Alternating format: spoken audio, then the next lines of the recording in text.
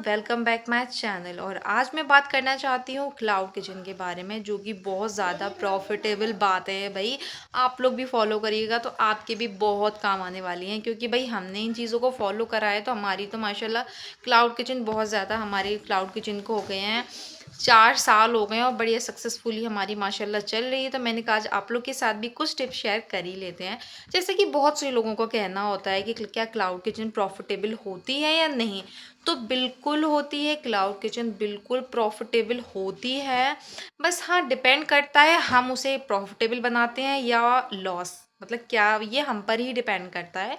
जैसे कि मेन होता है क्लाउड किचन में, अब आपने किचन तो स्टार्ट कर ली, लेकिन मेन होता है उसका मेन्यू। मेन्यू बहुत ज़्यादा मैटर करता है कि भाई मेन्यू ऐसा डिसाइड करा जाता है कि वो ज़्यादा हाई प्राइस भी ना हो, क्योंकि कस्टमर फिर ऑर्डर ही नहीं करेगा। बहुत ज़्यादा लो प्राइस ना हो। अब लो प्राइस आप रख दोगे तो उसमें क्या है, ना तो आपका प्रॉफिट निकलेगा और ना ही आपका मतलब मटेरियल का और कुछ भी नहीं निकलेगा।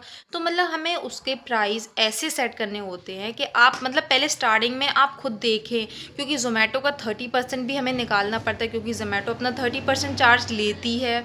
तो मतलब अब जैसे कि हमारे यहाँ जैसे chicken curry as a example, जैसे कि हमने चिकन करी रखी है 100 रुपीज़ की, तो मतलब उस 100 रुपीज़ में हमें आपको ये देखना है कि आपका वो पैकिंग का सामान भी उसमें से निकल जाए, आपका 30% ज़ोमैटो का भी निकल जाए, और फिर उसके बाद माल का, क्योंकि भाई माल भी तो हम खरीद कर ही यूज़ कर रहे हैं, तो माल का भी सामान निकल जाए। उसके बाद जो होता है जो प्रॉफिट, वो आपके हाथ में होता है। तो ये पूरी तरीके से टोटली आप पर ही डिपेंड कर सकता है कि आप अपने क्लाउड किचन को या अपने बिजनेस को प्रॉफिटेबल बना रहे हैं या लॉस में ले जा रहे हैं। क्योंकि मतलब हम किचन तो स्टार्ट कर लेते हैं, लेकिन क्या है, मेन्यू में थोड़ा वो कर लेते हैं। अब जैसे कि हमें अच्छी चीज़ भी, भाई लोग करते हैं ऑर्डर, लोग सबसे ज़्यादा क्या करते हैं, जहाँ कम प्राइस दिखा वहाँ करते हैं। लेकिन कुछ लोग जो स्लो ऑर्डर ज़रूर करते हैं, जैसे कि अगर आपने टेस्ट दिया तो मतलब कुछ पल नहीं करेगा, लेकिन इंसान फिर सोचेगा नहीं यार, यहाँ पर टेस्ट बहुत अच्छा है। तो टेस्ट भी बहुत मैटर करता है। तो मतलब इन सब चीज़ों से ही किचन बहुत अच्छी चलती है माशाल्लाह। तो बस हम लोग को तो 4 साल हो गए माशाल्लाह प्रॉफिटेबल, मतलब अच्छे से सक्सेसफुली किचन चलाते चलाते। तो अगर आप लोग भी ये टिप्स यूज़ करेंगे तो ये आपके भी बहुत काम आने वाली है, लिटरली बहुत ज़्यादा काम आने वाली है।